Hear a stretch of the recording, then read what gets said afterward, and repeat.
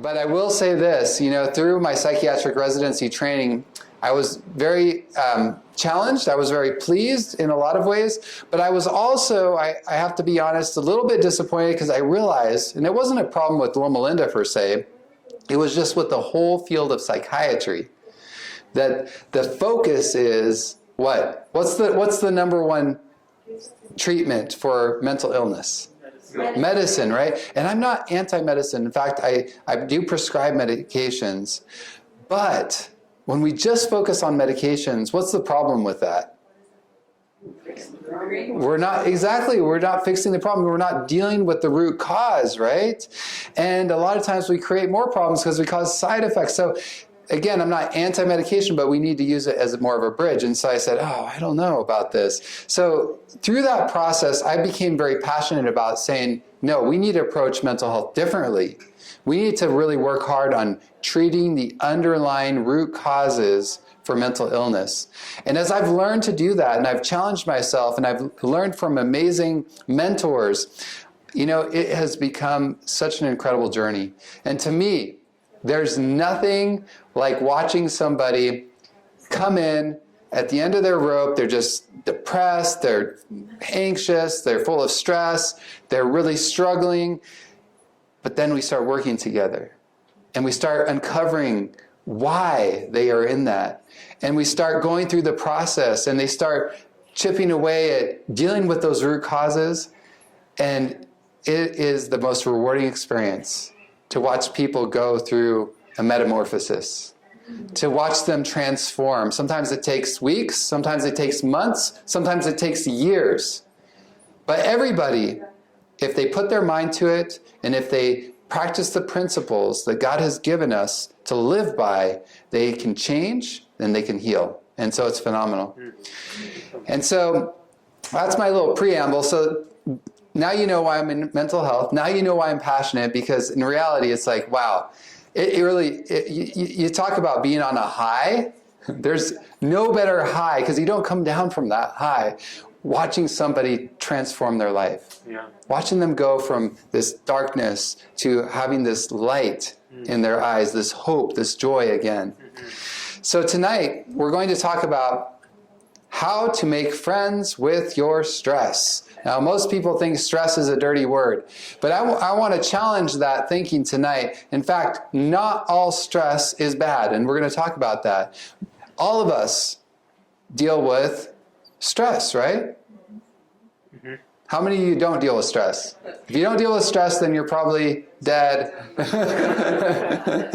Or you don't need to be here, yes. But no, all of us deal with stress, and it's actually not such a bad thing. But in order for it to not be a bad thing, we need to learn how to manage our stress in a healthy way. So, first things first, I want to just share a picture of my family. So they are here this weekend. We'll see if they, young kids, sometimes they're on different schedules, so they might come in for part of this or not. But here you have them on the screen. It's quieter this way.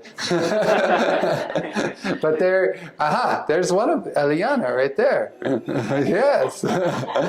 So Eliana's here. That's my mother-in-law, and my wife and other two children might be joining.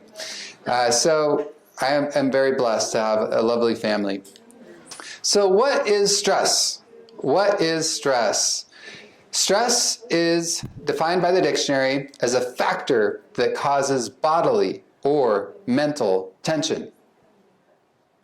So, some of us, feel like, yes, I know I'm stressed. I feel that stress in my mind. Others, I don't know about you, but sometimes I don't even realize I'm stressed. But then I realize, I'm all kinked up and all tight. Have you ever noticed that? I'm fine, but you're walking around kind of all stiff. I'm fine. You can't even turn your neck. Something's wrong. Sometimes we internalize the stress. Mm-hmm. We don't even realize we're in denial. And I think especially for us guys, because we're tough, we're not supposed to be stressed. We're always supposed to be cool and all that. So we tend to internalize, but ladies too sometimes, So it can be both. Sometimes we notice it more in our mind, sometimes in our body, but either way, it's that sense of tension. So what happens when we're stressed? Well, there's two components to the stress response. There's what we call the fast component, which is the sympathetic nervous system is involved. That's what we call the fight or flight response. So with the fast component, the reason that it's fast is because you get a signal traveling down from the brain, specifically from the emotional part of your brain. And you can you see the yellow dotted line there? Okay, so that fast signal goes down from the emotional part of your brain, and then it travels down along the nerve cells, and the nerve cells transmit signals very quickly. That's why it's a quick signal, and it goes down to the adrenal glands that sit right above your kidneys, right? And the adrenal glands secrete what? Adrenaline. And so adrenaline gets pumped into your body, and that's where your heart starts pounding, and you might get short of breath or start breathing more rapidly. You start feeling shaky and sweating. Those are all signs of that fight or flight initial stress response. But also, there's adrenaline being released in your brain as well. And that's where your mind is racing, and you get the spinning thoughts, and you're like, oh, okay, I don't know what to do right now. So that's the fast component. Now the slow component actually is slower. Why? Because it travels through, the red line is, guess what? So the other one travels along the nerve cells. This one travels through the bloodstream, okay? So ACTH is a hormone that's secreted by the pituitary gland, and that goes through the bloodstream, and it also travels through the bloodstream to the adrenal glands. And the adrenal glands, instead of adrenaline now, they secrete something else. What is that? Cortisol. And so most of us are probably familiar with that name, cortisol, and we call that the stress hormone. So again, the fast component, slow component. Why do we have a fast and a slow component? Well, the fast component is fast because we can respond quickly, but the slow component is supposed to actually help regulate the overall stress response. So we think of cortisol as such a bad thing.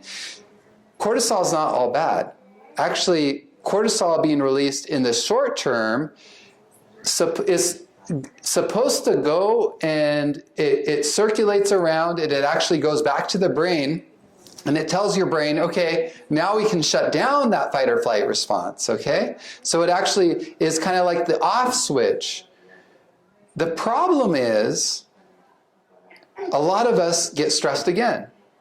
So we call that chronic stress, when we have stress that just keeps going and going and going. And so then what's happening there is that the cortisol is actually trying to shut down the stress response and saying, okay, it's time to rest, it's time to chill out now so that we can recover from the stress. But then, boom, we got another stressor, and then we get another pump of adrenaline, right? And so we're constantly getting stressed, and so then the cortisol is constantly trying to shut down the stress response and chill us out, but we're not paying attention. And so that's when you get the chronic elevation of cortisol, and that's when cortisol becomes a problem. And we're going to talk about some of the damages that cortisol can cause. But first, let's talk a little more about things that stress us. So even before the pandemic, was there stress before the pandemic? Yes. Yes, there was. So researchers from Carnegie Mellon University analyzed data from 1983, 2006, and 2009, and they saw that self-reported stress levels were already on the rise. Now, again, this is before the pandemic, 10 to 30% in the last 3 decades. Now, who do you think had it worst? Men or women?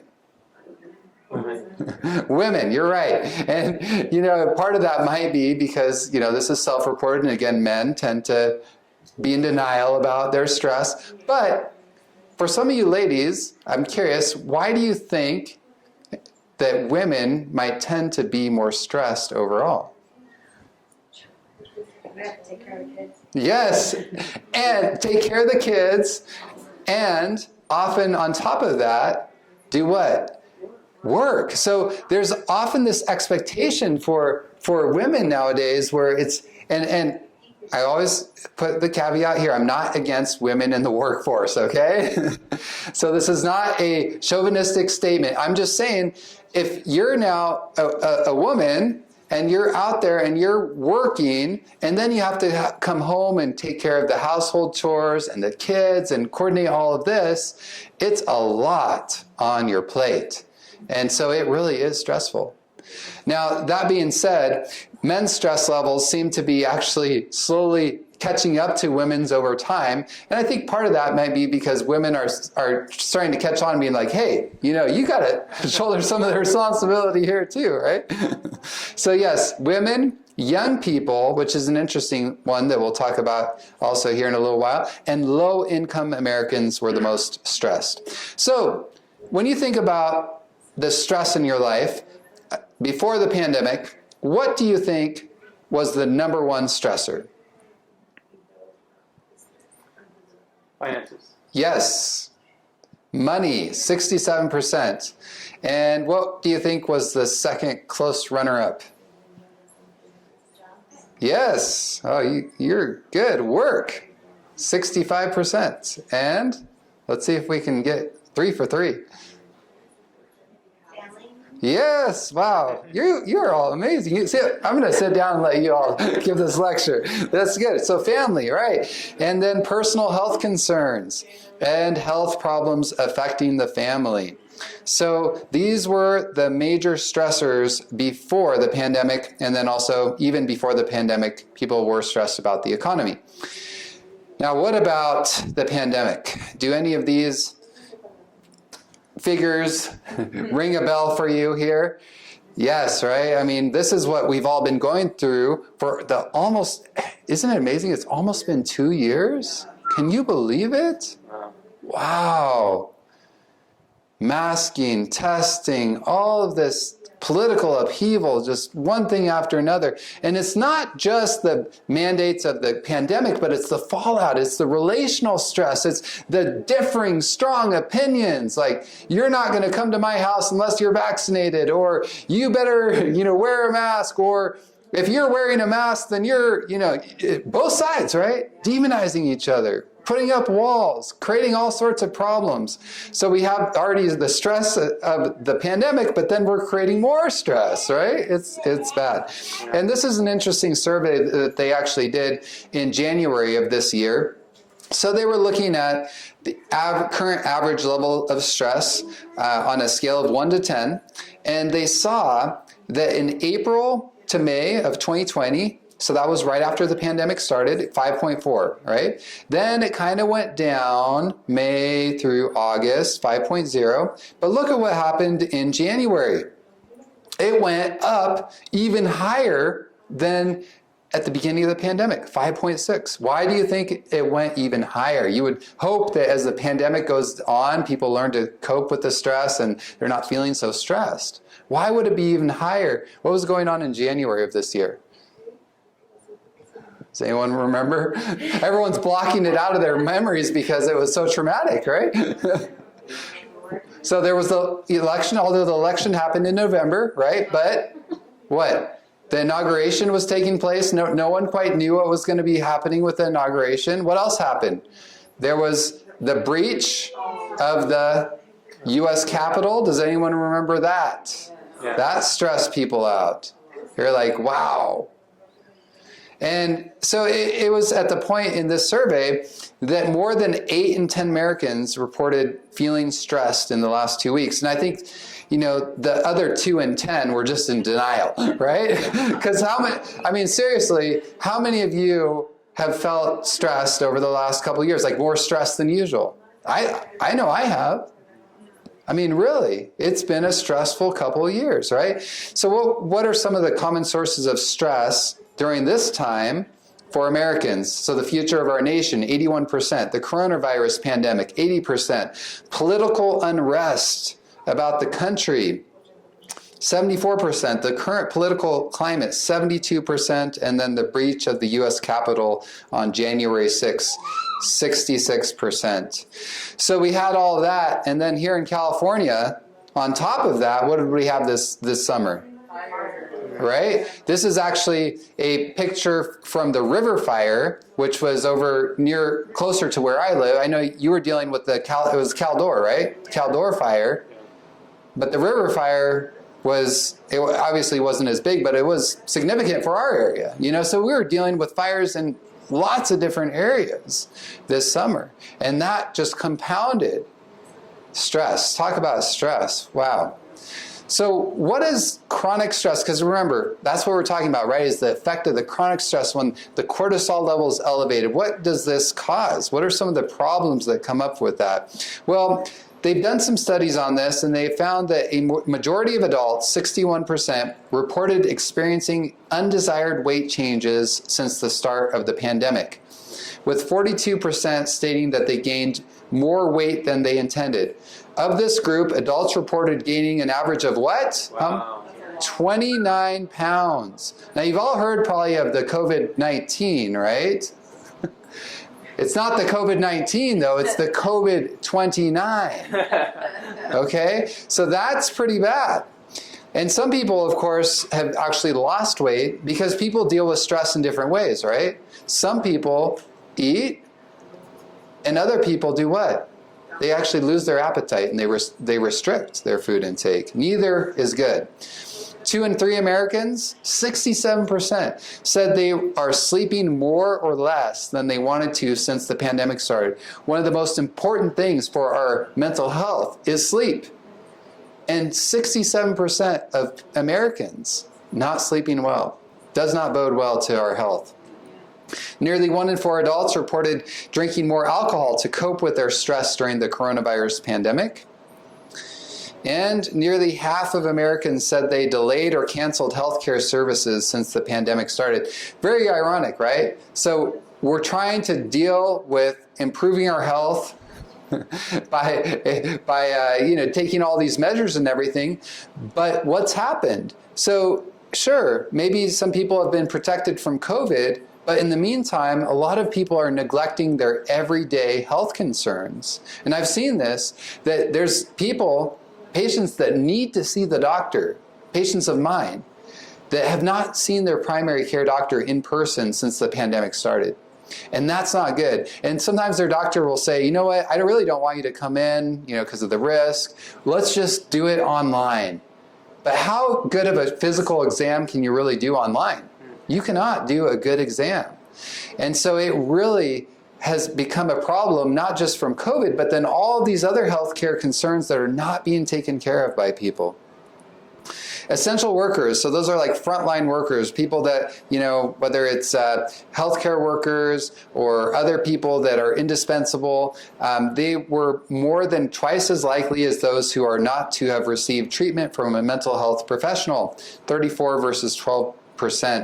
So you can see the people that are dealing more on the front lines, they are more stressed and therefore they have more mental health problems. Generation Z. Does anyone know what generation that is? Generation Z. So you've maybe heard of the Xers, right? So then there's the Xers, and then there's what comes after the Xers. Which generation? Y. Millennials. They actually skipped Y. I think millennials are just so original, they couldn't handle the Y. They're like, that's just too plain. So they're called millennials. And then after millennials, you actually have Generation Z. Okay? So they're the youngest age group of adults. And they were the most likely generation to say that their mental health has worsened compared with before the pandemic, followed by Xers, 33%, millennials, 31%, boomers, 28%, and older adults, 9%. You would think, everyone, and I feel sorry oftentimes for the older people that are stuck, and they're feeling more isolated because of this. But look, they're saying only 9%. The rest of especially the young people, are suffering. In fact, there was one study that I read in August of 2020 that said over 25% of young people ages 18 to 24 had serious suicidal thoughts over the last 1 month. Over 25%. And the reason for that is because they are looking at the future and they're saying, you know what? What do I have to live for? This is getting worse and worse and worse. There's a sense of hopelessness. And besides that, that's such an important age for them to be connecting with their peers and having that sense of community and building that sense of community. It really has caused a lot of depression, and a lot of young people are suffering. So when we look at self-reported statistics when it comes to depression, anxiety, look at this statistic. This one blew me away. Look at this. So they did a study, and they looked at people, and this was a household survey. They looked at people reporting symptoms of anxiety and or depression. So before the pandemic, January through June of 2019, what does it say? What's the percent? 11%. What did it jump to after the pandemic started? 41%, almost 4 times more. If that doesn't kind of give you chills, that's scary right there. That is, and let me tell you this, our mental health as a nation was not good before the pandemic. Now it's atrocious, okay? And it was already worsening. Now it's exponentially worsened. Now the interesting thing is, this study speaks to how, if we don't learn to handle our stress and anxiety, it can actually be very difficult for our physical health, and it can actually even be lethal. So this was one of the largest studies that I've ever seen, okay? So they looked at over 500,000 people that were hospitalized with COVID-19. And they wanted to look at seeing, like, what are the biggest risk factors for dying and having severe COVID illness. Now, the number one risk factor for death from COVID-19 was actually obesity. So obesity is a big killer. It's one of the main things that actually sets the stage for people to die from COVID-19. But what do you think was the second highest risk factor for death from COVID-19? This one blew me away. Was it lung problems? Was it diabetes? Was it heart disease? No, it was anxiety and fear-related disorders. Isn't that amazing? It was not a physical issue that set the stage for people to die as much as anxiety and fear. And you know, there was a guy in my church. It was a very interesting story because he was an older gentleman, a little overweight. He had serious risk factors. He was hospitalized for COVID-19. He ended up in the ICU. He was not doing well. It looked like he was probably going to die. I mean, that was the trajectory. But he started praying, and he started opening his Bible, and he started claiming promises, and he started telling the staff at the hospital, he said, I will not die, but I will live, and I will declare God's goodness. And the doctors and nurses are like, okay, this guy is a little, maybe the illness is getting to his head a little bit. But you know, he did not die. He overcame. And I think a big part of that was because he overcame his fear and his anxiety. And his immune system was able to work properly because of that. Because if we are in fear and then we are in anxiety, that can lead to, it can literally kill us if we don't learn how to manage that. Wow.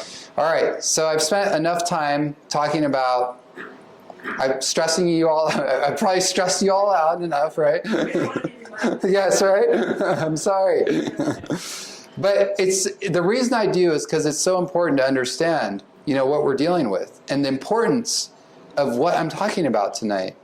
Because we need to learn to manage our stress. We need to learn to deal, because I'll tell you this, people are looking forward to when things get back to normal, when things chill out and relax again. And I'm sorry to say, but I think things are only going to get worse. And I think we're going to have somewhat of a reprieve, but over the next 5 to 10 years, we're going to see really hard times. I mean, I'm not a prophet, but I just see the trajectory of the world, and I see the trajectory of our country, and so we need to understand these things now so that we can be prepared, because it is like a battle. And that's why we really need to think about how can we overcome our stress, how can we make friends with our stress. And so I have actually this slide. So Actually, let me comment on this slide first. So, overcoming stress, body, mind, spirit. In my practice in Auburn, California, with Beautiful Minds Medical, we have a very holistic approach.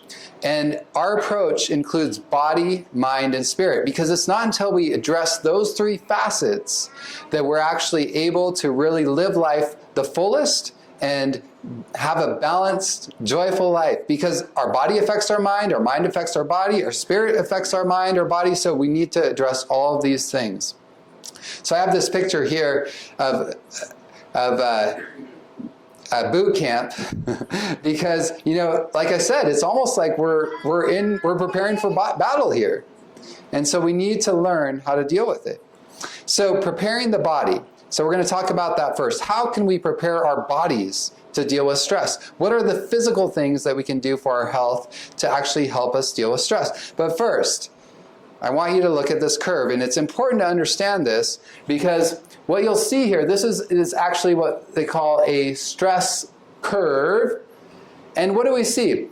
Over here on the left, you have too little stress. I know it's a little small, but can you read that? And what happens there to our performance when we have too little stress? Is our performance good, or is it not so good?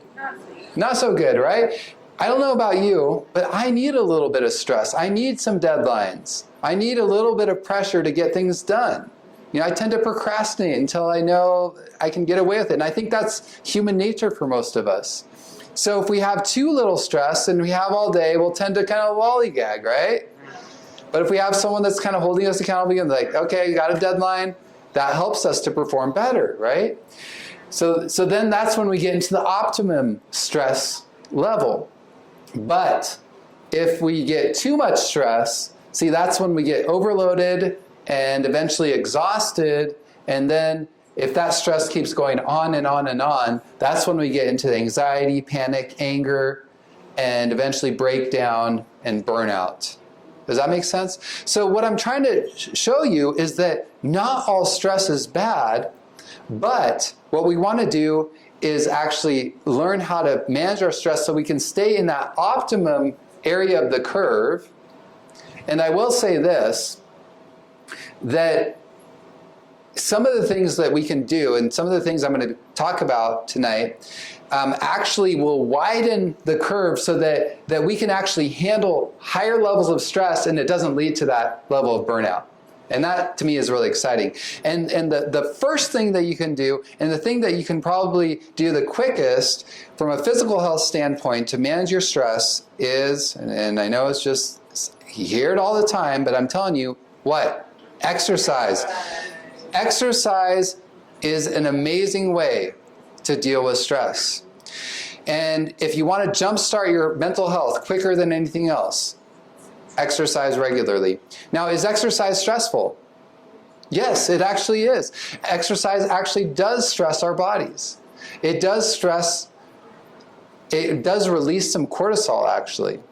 And like this slide says, prolonged exposure to cortisol is what? It's toxic. It actually leads to shrinking the hippocampus and leading to depression. The hippocampus has to do with memory. A lot of people come to me, they're chronically stressed, they're struggling, and they're like, oh man, I think I'm getting Alzheimer's or something because I can't remember anything.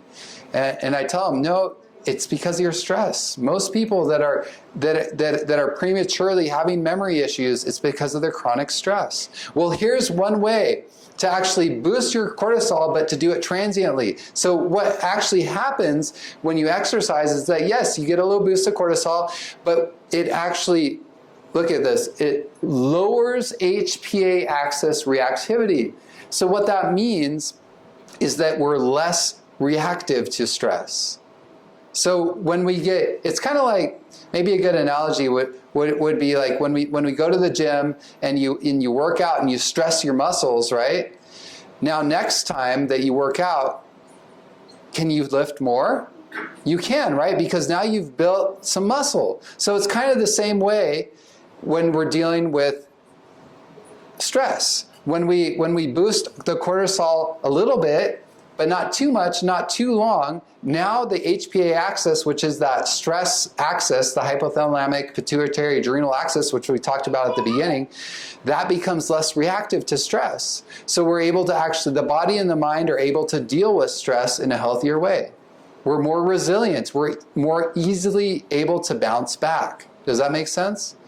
So that's why regular exercise is so important. And, it does so many other good things too, right? It increases what we call brain-derived neurotrophic factor, BDNF. BDNF is another term we call it is brain fertilizer. So brain fertilizer, what it does is it actually increases the number of nerve cell connections in our brain. It increases the new nerve cells being born. So there's so many wonderful things that exercise do. I could do a whole hour lecture just on exercise. Okay, but let's go on. We have a lot more ground to cover. What about hydrotherapy? Has anyone heard of hydrotherapy? Hydrothermal treatment, yes. Do any of you do hydrotherapy? All right. Now, I will say this. I came here this weekend and I said, you know what? I cannot talk to these people here in Tahoe. Now, I do it normally at home, right? But I'll tell you, in Auburn, hydrotherapy is a little different than here in South Lake Tahoe. Why is that? The temperature difference. So maybe I should first share what hydrotherapy, what it is you get nice and hot. You get really hot. Get your body really hot in the shower or bath. And usually I do it for maybe 5 minutes or so in the shower where I'm really nice and hot. And then you turn it on full on cold for at least 30 to 60 seconds, okay? And to really do the hydrotherapy, you got to repeat that 3 times. Now, just for maintenance, I just do one cycle every day. But I told myself this morning, I was taking a shower here at South Lake Tahoe, and I said, I cannot go with a straight face and talk to these people tonight without telling them I have done hydrotherapy here, and I know the water's colder, but so I did it, okay? And I made sure I did a full 60 seconds, so no one could give me, but I didn't do 3 cycles, so I guess you could still kind of tell me I didn't do the full thing. But I'll tell you, that was even more invigorating than my normal home way of doing it. And I was like, my whole skin was just like, I mean, it felt glowing afterwards, and it sure woke me up better than any pot of coffee. Let me tell you that. And so, hydrotherapy is stressful. Do you think it's stressful? Would it be stressful? Yeah, it is stressful. I don't think I have to work hard at convincing you on that. But again, it transiently increases that cortisol and the adrenaline and et cetera, and it makes you more resilient for dealing with chronic stress. It also helps the immune system in an amazing way. Actually, I've talked with several people that have had serious illness with COVID, and they have told me, several of them have told me, that it was not until they started doing hydrotherapy that their illness turned around. It has an amazing effect on the immune system. You can just jump in the lake here. Yeah, that's right. Yeah, you could just jump in the lake, although I would recommend getting nice and hot first. That's key, right? So it is stressful, activates that fight or flight. It gives you that adrenaline and the cortisol, of course, the beta endorphin, blood flow enhancement, neurotrophins, immune system activation. A couple interesting studies. Here they showed one study. Now this was with hyperthermia, so they were warming up the body, and they found that human monocytes, that's a component of the immune system, were stimulated by that. But then this one was very interesting. Immune changes in humans during cold exposure. So what they found also, if you look at the last sentence of this, it says the fall in core body temperature resulting from cold exposure led to a consistent and statistically significant mobilization of circulating cells, an increase in natural killer cell activity, which is very important for the immune system, especially what we call the innate component of the immune system, and elevations in circulating IL-6 concentrations. That's a cytokine that is very important for fighting infection as well. So, again, I'm giving you an overview. There's a lot we could talk about, and I'm going fast so that we can get through the highlights, but there's so much that we can do to manage our stress. Another way, intermittent fasting. I don't know how many of you have ever done fasting before. Yes, how many of you have done fasting? Okay, so quite a few of you. So there's different ways to do fasting, and there's not a lot of data that shows one way is a lot better than others. But I will say this, if you are going to do intermittent fasting, and you're going to do, one of the simple ways to do that is actually switching to 2 meals a day. It's best to get your second meal not too late. And there's multiple reasons for that. One of them is because if you eat too late, it does disrupt your sleep, and sleep is super important for our mental health. And number two, if you get your meal too late, when your blood sugar is rising and you're ingesting those calories, if it's dark outside, if it's dark and your body's getting ready to sleep, melatonin is being secreted, right? And melatonin will actually make you more insulin resistant. So it's really important that, when you're getting ready to go to sleep, of course, you want to sleep more soundly, but then also to realize that if you're going to be ingesting food shortly before bed, you're going to be more insulin resistant. You're not going to be able to utilize those calories properly, and it's actually going to set the stage for diabetes and other health issues. So intermittent fasting is a wonderful way to, again, stress our bodies temporarily. It actually puts us into a state of temporary, what we call ketosis.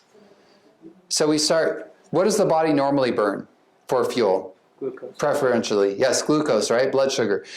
But then if we run out of blood sugar, we're like a dual fuel machine, right? So we switch over to fat, and we break it down to ketones. So when we go into ketosis, it actually helps our body. We don't want to live in ketosis all the time, but temporarily doing it can actually increase BDNF. Remember, our brain fertilizer. It actually increases the number of mitochondria in the nerve cells. So mitochondria are like the energy powerhouses in the cells. So it actually increases brain energy, literally. It also improves learning and memory ability and enhances the ability of nerve cells to repair DNA. And since I've been doing fasting, I realized at first it was very uncomfortable. I did not like it.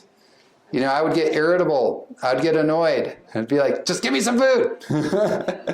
But after doing it regularly, and for me, I try to keep it pretty simple. I just do it on Mondays. And so when I do that now, I actually often have more mental clarity. And I've noticed that my brain is actually more resilient than before. I'm not as quick to be irritated. I have more self-control. And I see, even myself, how it's helped me deal with stress better. And finally, learning to rest. So it is so important that, of course, we get that nightly rest, but also not only the nightly rest, but the weekly rest. What do I mean by that?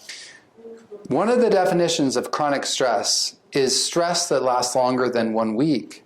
So what that means is when we have stress that goes on and on and on past 1 week, then we're going to get in, all those toxic things going on that we're talking about with the chronic elevation of the cortisol, right? So we're going to be struggling with the immune system problems, with the illness and all the issues that cortisol can cause. But when we take 1 full day off per week, that breaks that cycle of chronic stress. And so for me, I take 1 day off a week, and on that day, I'm like, okay, I'm going to try to do things that actually rejuvenate me on that day. I'm going to try to connect with family. I'm going to connect spiritually. I'm going to spend time in nature when I can, fellowshipping with friends. I'm not going to check my emails on that day. The smartphone, I'm not going to use that except for maybe to text friends or talk to family. It's really about doing things that day that recharge me. So it's not about staying in bed all day. It's about things that really rejuvenate my mind and my body and my spirit. And that resets the clock on that chronic stress. So now I don't have to deal with chronic stress. Does that make sense? And sure, stressors still pop into my mind, but on that day, I'm like, okay, I'm putting it on the shelf until tomorrow. Today is my day of rest. And that helps tremendously. All right. Awesome. So preparing the mind. So we talked about preparing the body, preparing the mind. Now let me ask you a question. Life is like a roller coaster. So look at this. People on a roller coaster. Was the roller coaster ride stressful? Was it stressful? Now, some people would say, no, it was exhilarating. I loved it. Now, it was still, from what we've learned from stress, right? It was still stressful for everyone. But a lot of people would not interpret it in a negative way, right? They would say, oh, I want to do that again. But then there's other people that are like, no, I am not getting back on that thing. That was terrible. So what made the difference? Same roller coaster ride. What made the difference? It was the rider, right? And so this guy, I like this guy, Hans Selye. He's actually the guy that coined the term stress. He did a lot of research early on these poor mice and rats about how stress affected them.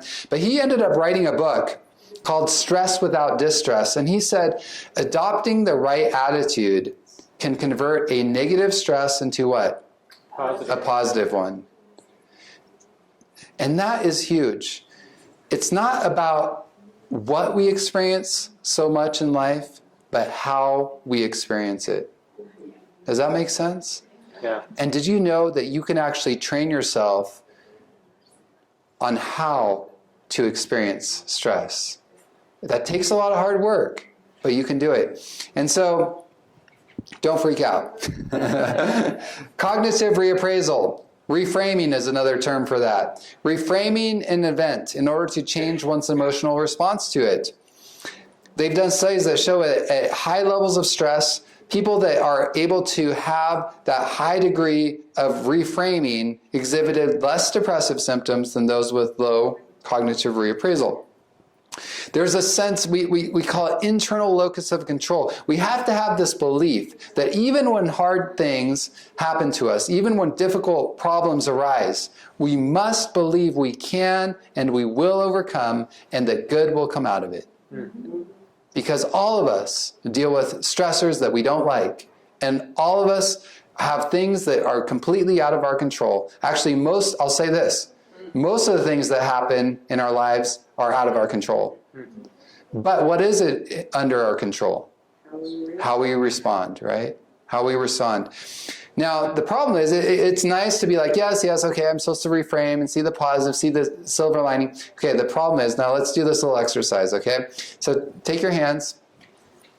Now, let's pretend this is our brain. So if you fold your thumb in right here, this would be the emotional part of your brain right here.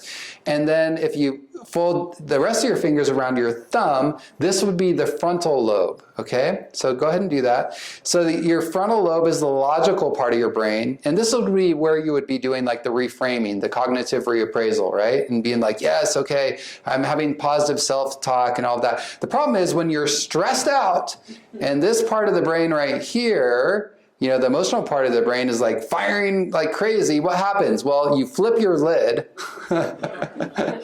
and you're hijacked. In other words, your emotions are in control. Have any of you experienced that when you're stressed out? It's like you're like, yeah, I know I should try to reframe. I know I should try to like think more positively, but my mind is just spinning. See, that's what's happened. You flipped your lid. And they've done studies that show, when you get, see, this is the graph that shows the frontal lobe response. When you get too little of that adrenaline, you're fatigued. When you get a moderate amount of adrenaline and stress, that's when you're functioning well. But when you get too much, what happens? Also, your frontal lobe is impaired. So, what I've learned is cognitive therapy is wonderful. Reframing is wonderful. But if our frontal lobe is not engaged, you can't do it. And so part of overcoming stress and learning to deal with stress from the mental perspective is that we actually have to learn what we call grounding techniques. In other words, we have to learn how to calm down that fight or flight response and re-engage our frontal lobe. Otherwise, we can try to reframe all day, but we're just going to be spinning our wheels. So we have to learn, and I know we all hate it when someone comes and tells us, just breathe, just breathe. Just calm down, just take a couple deep breaths and you'll be fine. Do you like that when people come in? It's annoying. But you know, there's a reason that people do that. The reason is because breathing actually does help. Studies show over and over again, if you train yourself to breathe deeply, and you do it not just for 2 breaths, but you have to do it for at least about 2 minutes. So I tell people, you got to do at least 7 cycles of deep breaths. And you can do, you know, there's different seconds that people use. I like to keep things simple, so I just use the rule of 5s. So breathe in for 5 seconds, hold it for 5 seconds, and breathe out for 5 seconds. So 5, 5, 5. Very simple.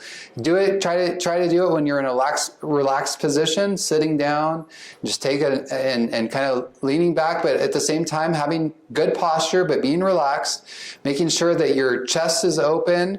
And then as you're breathing in, you're allowing your belly to actually come out, so your lungs are coming down. And you keep repeating that, like I said, at least 7 times. And then your fight or flight should start calming down. And if it hasn't by the 7th time, just keep breathing. And you know, while you're breathing, you can actually even do something like this too. And you don't have to do these 2 together. You can do these separately, but some of you maybe have heard of the 5, 4, 3, 2, 1 grounding technique. Acknowledge 5 things that you can see around you, 4 things that you can touch around you, 3 things that you can hear, 2 things that you can smell, and 1 thing that you can taste. So again, there's nothing magical about this. You don't have to. You don't have to remember. Oh, was 5 for what I can see and 3 what I can taste. Oh, now I'm more stressed out. No, just just make it simple. But the point here is that you're getting out of your head. You're focusing on what's around you. You're focusing on actually touching and feeling and being present in the moment instead of spinning your wheels. Does that make sense? And actually a wonderful way and place to do something like this is in nature.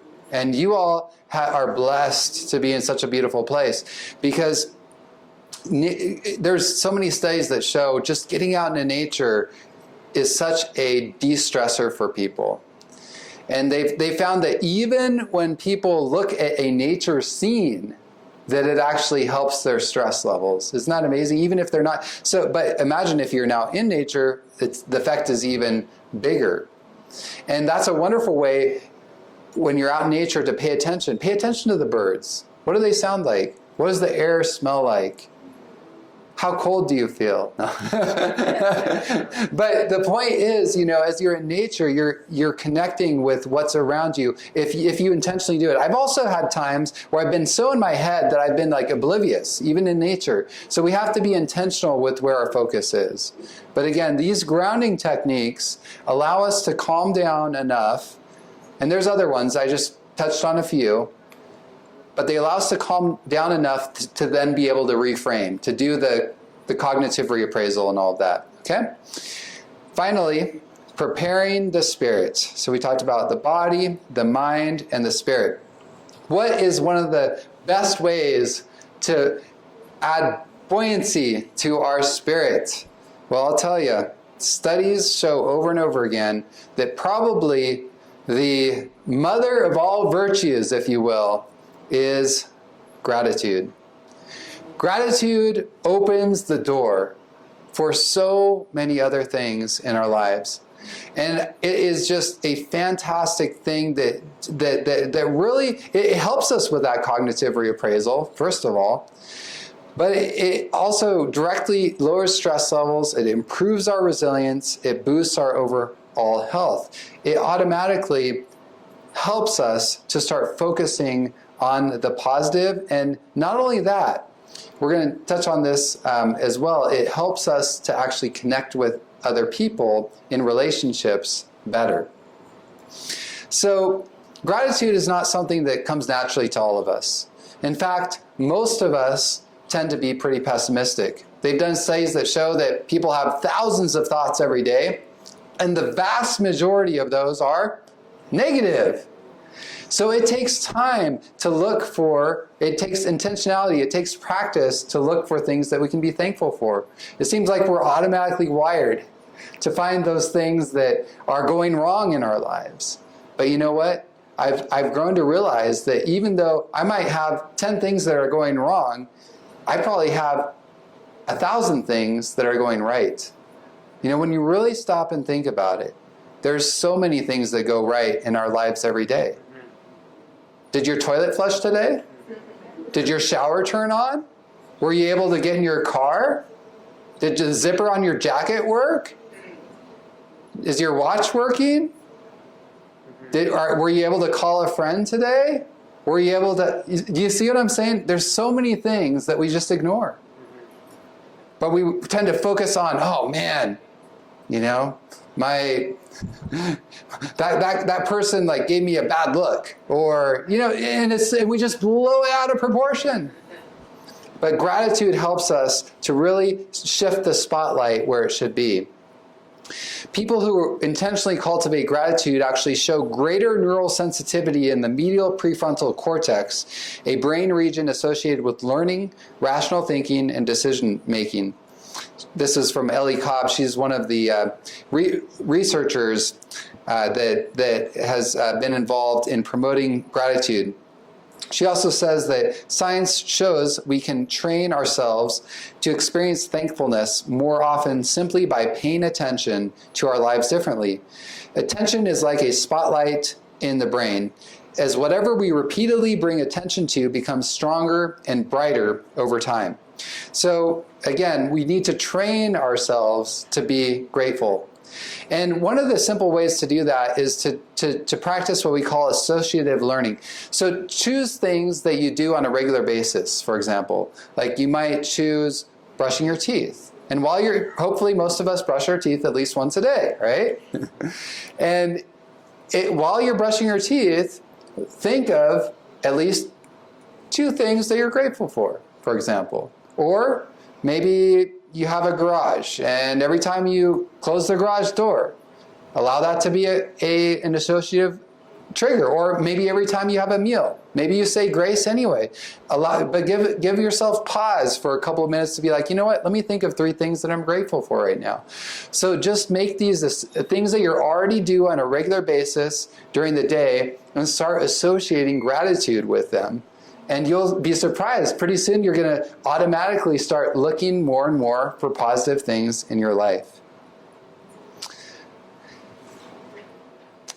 Emiliana Simon Thomas, who heads the Greater Good Science Center at the University of California, Berkeley, says that gratitude fits into a category of what we would call pro-social emotions.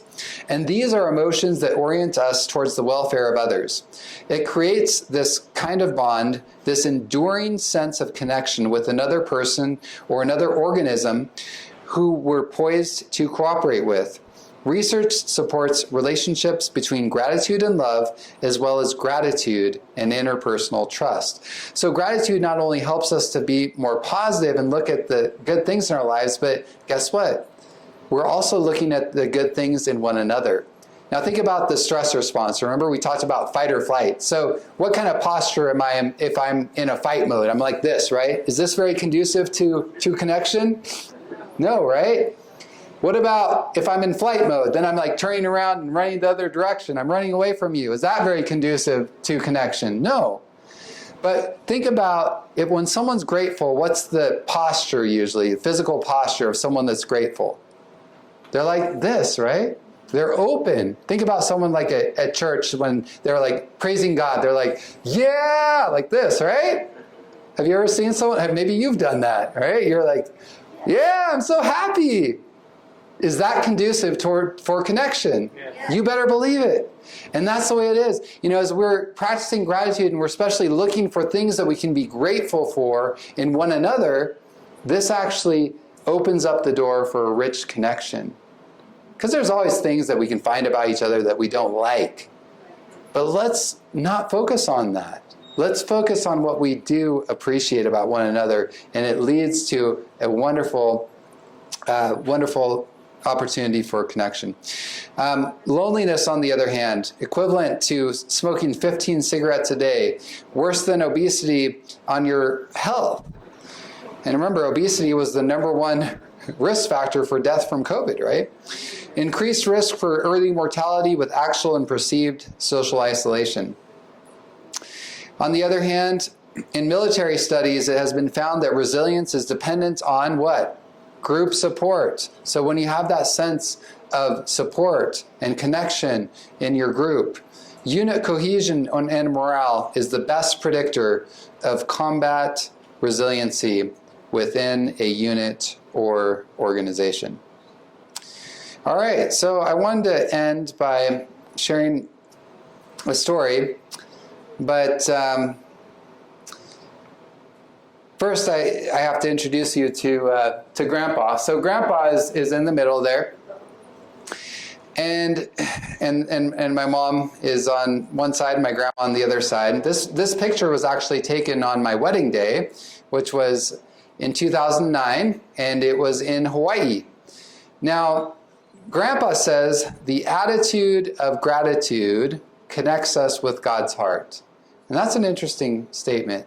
And I asked him recently, I said, okay, that's a nice statement, Grandpa, but what do you mean by that? How does the attitude of gratitude actually connect us with God's heart? And he said, let me tell you a story, Daniel. He said, when our kids were little and they were first born and they would nurse on their mother, they would be, just doing their thing, and first few weeks there was they were just like, hungry and eating. But after about 6 months or so, or maybe it was earlier for some of them, something changed. They would nurse and they would look up at Mom and they would smile. There was a recognition in that little baby's mind that was dawning that this nourishment that I'm receiving is actually coming from you. And then Mother would what? Smile back. It set the stage for connection. And in the same way, he said, that is the way that when we look up and we smile at God and we say, thank you, God, because of all these beautiful things that you created, because of the family that you've given me, because of the health that I do have, because of the food on the table, I'm recognizing that that is from you. I haven't just come up with that myself. God smiles back. There's that moment of connection, because now he's starting to say, now you're starting to understand my heart. Now you're understanding that even though, yes, life is hard, my child, I only have good in mind for you. And as we acknowledge where that comes from, we have the opportunity to connect. I shared this picture here from Grandpa because Grandma and Grandpa decided to stay on the island of Hawaii for a few more weeks because they loved it so much after our wedding. Well, Grandpa was in a big car accident. And he was T-boned, and he fractured his pelvis and several ribs, and he ended up in the hospital. And so as soon as I found out, I called up Grandpa, and by the way, Grandpa, I'm not recommending this, but he's very naturally minded, so he's like, I'm not going to take pain medication. So he was literally screaming out in pain, and visitors would come to the hospital, and they'd be like, I think that guy over there, he's really in pain. They'd tell the staff, could you do something to help him? And they're like, oh yeah, that's Bernard. He's refusing pain medication. We can't do much. So he's obviously in a great deal of pain. I called him up and I said, Grandpa, how are you doing? And he said, Daniel, I'm so grateful. Grateful, Grandpa? How are you grateful? I could tell he was in a great deal of pain. And he said, Daniel, I don't know why this happened. I'm not sure why God allowed this, but I know good is going to come out of this. And good did come out of it. One of the major things is, my sister, who up to that point was an avowed atheist, called him and said, "Grandpa, I'm praying for you." And for him, that would have been enough. Because he prays for his family. He loves to see people open their hearts to God. But another thing that came up too was that, he said that on the scene of the accident, even though there was no stop sign at the scene, a stop sign flashed through his mind. And he realized it was a time for him to reevaluate and stop and reevaluate his life, reprioritize, make some decisions that would redirect him in a better way. And the reason I share this story with you is to show you that as we practice the skill of gratitude, and that becomes second nature, and all of us go through things that are heart-wrenching, that are difficult, that are painful, but when we trust that good can come out of those, we're setting the stage for beautiful things to happen. And sometimes, the very stressors that we thought were going to destroy us actually end up being the biggest blessings that we ever could have had. And I want you to think about that, and I want you to take that home with you today, and I want you to say, you know what? I want to start learning how to deal with my stressors in a different way. Instead of complaining and be like, oh, here we go again. Man, dog ate my homework again. Or whatever it is, Whatever piddly thing and maybe it's not a piddly thing. Maybe it's a big thing. But good can come out of it. And then when we practice that gratitude, we're setting the stage for wonderful things to happen. So thank you so much for letting me to share this evening. Hopefully you can tell I'm passionate about mental health, because I see the difference when we understand the principles of good mental health. I see the difference it can make in our lives.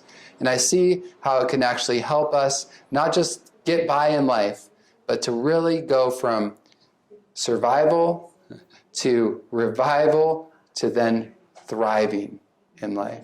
And that's what we all want. So thank you. Thank you.